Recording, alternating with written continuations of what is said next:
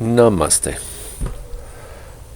Okay, so we're going to be just warming up at the back of the mat now in a child's pose, so knees to the edge of the mat, sits back on the heels, and as previously I'm going to stretch my chest forwards to take the stretch right through the body, up on the tips of the fingers to the wrists. You can rest your forehead on the mat for a few moments.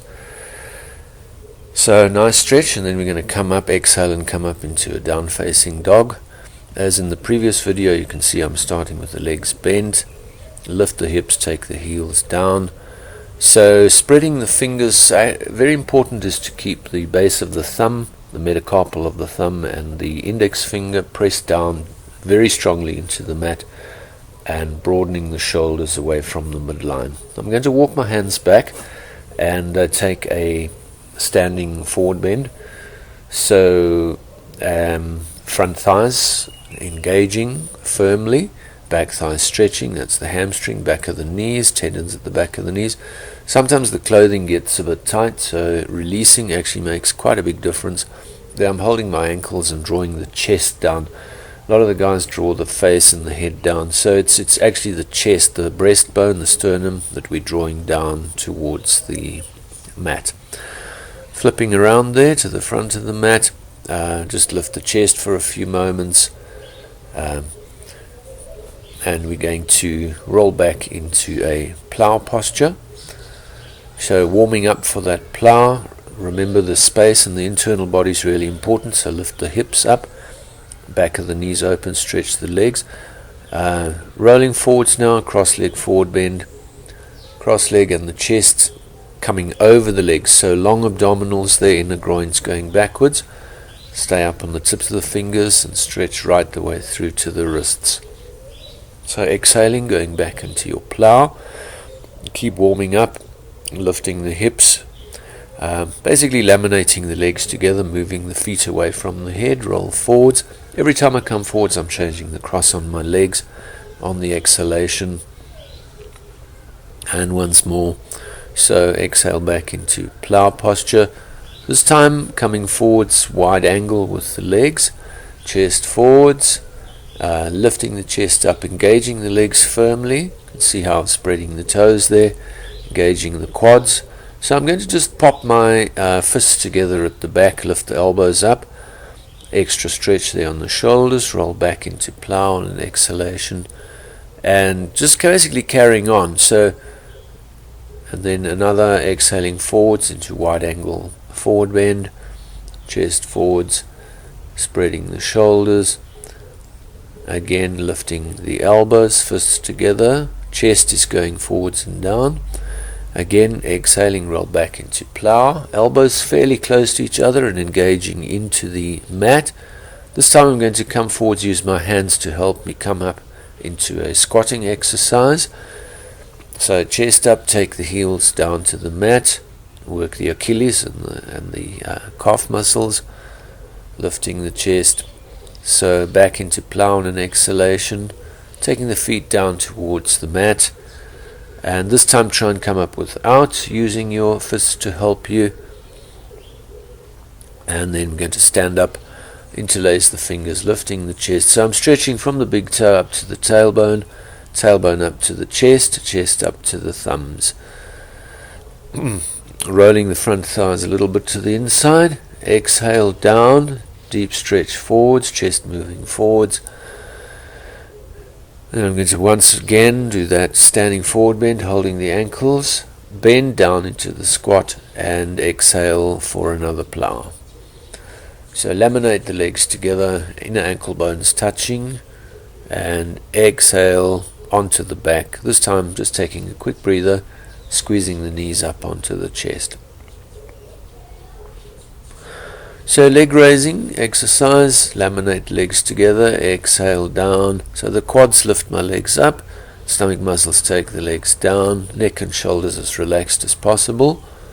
So stretching a little bit into the inner edges of the feet there.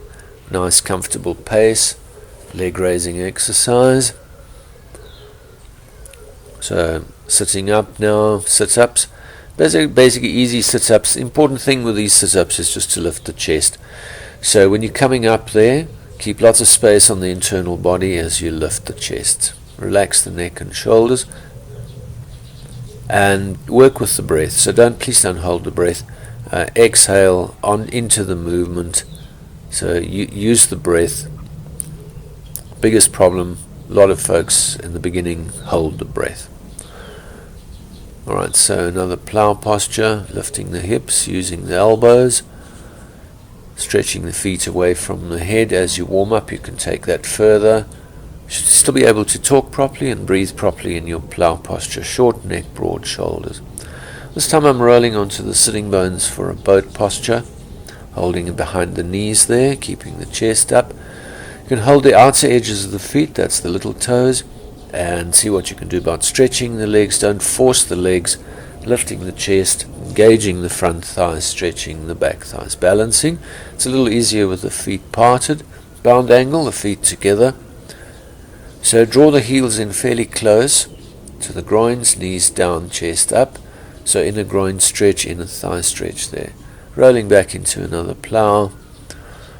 Short neck, broad shoulders on the 7th cervical. So please don't squash up on the shoulders there. Roll forwards and stand up. We're going to interlace the fingers one more time. Morning stretch, so invert the hands. And so facing the front, tree posture. Take up one heel high into the groin, dig the heel in, toes out. So I'm rolling the knee back to the back, lifting the chest, join the hands, get an even energy flow from the balancing foot right up to the fingers. A little bit of tailbone, standing leg is firm and strong. Second part, I'm going to hold the outside of the foot again and just do a leg stretch there. Back knee, engage the quads and take the foot back behind the body as much as possible. So open the chest. And then we'll finish off there with the half lotus. So I'm holding little toe side, big toe side of the foot lifting up, and flex the foot to come out of the posture. Change sides, so the heel high up into the groin. So the standing leg is fully engaged and pressing the inside thigh back firmly against the heel. That's the standing leg. Check that energy flow. The balancing ankle is stable, so keep the inner ankle, outer ankle level. Second part of the posture, we'll hold the little toe side again. That's the mound of the little toe. So a nice deep leg stretch there. And remember to take the leg back behind the body, so you open the inner groin to the front. Finish off with a half lotus. So evenly pulling up on the little toe side and the big toe side of the foot. Use your hands and lift the foot firmly, lift the chest. Check your breathing. So deep, quiet, smooth, connected breathing. Flex the foot to come out, and we'll turn back to the front. I just basically showed that from the front view for the video, so you can do that facing the front of the mat. This is a chair posture. So weight back in the heels, stretching from the waist right up to the hands, sinking, and it's easy to exhale down into a plough. So by now the plough should be feeling a lot better than the beginning, a lot easier. Roll back into your boat posture. Okay, so we're going to do full boat with the arms stretched, stretch the legs, engage the quads, press open the back of the knees. Half boat, I'm holding the back of the neck there, dropping the chest, eyes round about toe level. Roll back into another plough, exhale, toes down towards the mat. And one more, so holding the feet again, out to the sides, lifting the chest. And so this time I'm going to hold the big toes with index finger, hook the thumbs together.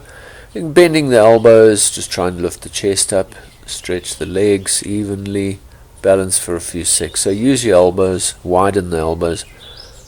Bound angle one more time. So draw the feet a little closer to the groins, lift the chest up. So nice stretch in bound angle.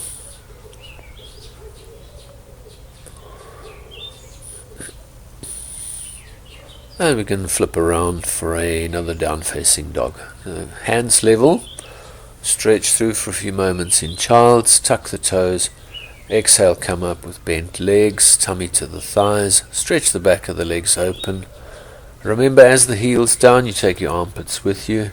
So, common mistake is to take the collarbones through. So please don't take the collarbones through. It's the deltoids on the outside of the arms. So take the outside of the shoulders, outside of the arms down. Take a little rest there. And I'm going to just briefly work on hero's pose. That's Virasana. Hero's pose. I'm releasing the calves out to the side so there's space for the thighs to sit through. It's possibly not really a beginner's pose. Beginners may be more comfortable just sitting on the heels. So just be careful of the knees. They need to be level. So sitting on the mat between the two heels, please don't force the knees. You need to stretch evenly and prepare for the posture. Now I'm basically lifting up the top elbow and back, joining the hands at the back or the fingers. If that's very difficult, you can also just use a strap, a yoga strap, and catch the yoga strap. So nice chest opening, stretch on the shoulder and the upper arm. Other side. So basically, first of all, just lifting the elbow up and back there, getting the initial stretch in the shoulder and upper arm. Use the breath. Then seeing if you can engage the fingers or the hand there. So it's nice if you can engage, you can pull firmly. Outside deltoid back on there, you can see on the right shoulder, the outside shoulder back. And then to finish off, I'm going to interlace the fingers and just try and invert the palms backwards. Join the palms to the spine there. So little fingers into the spine. Outside shoulders back, elbows back. And I do press the spine back into the fingers in that prayer position there. Lifting the chest. So rolling out of that posture. And then we'll finish off with the wide angle. So backward pelvic rotation there. So basically from the navel, moving backwards, inner groins backwards, chest forward. So I'll join the hands, prayer position, lifting up the elbows very strongly. It does give you quite a nice increase in activity in the posture. Check your legs are working very dynamically there. Deep forward bending. So coming up, inhale to come up. So I'll just flip to the front there and show you the diagonals. Just remember these classes, you can follow along, but they're really instructional teaching classes. So it's probably nicer to follow along with the non-verbal classes and use these together with the workshops to learn the postures. So the important thing there really is to try and take the chest over the knee, using the arms, the hands and the elbows, as you can see. Also abdominals, they can see as I'm going over that right leg, I'm lifting up the abdominals on the right side strongly, releasing out to the side. So basically the trunk is balanced over the leg. There's a very strong action on the head of the femur back into the hip socket. So there's a lot of back thrusting in the right leg there. Elbows up, balanced posture. And then this is a very nice sort of counter and releasing. You can see how floppy the legs are. Really pushing the chest out and just resting the body for a few seconds like that. Alright, so then we can pop onto the back. Can give the knees a quick squeeze. And then you can take a little rest there. Relaxation. So I will do a full video on Shavasana relaxation that you can then, basically from a teaching perspective. So we'll do an instructional video on Shavasana. Hope you enjoyed the class, and Namaste.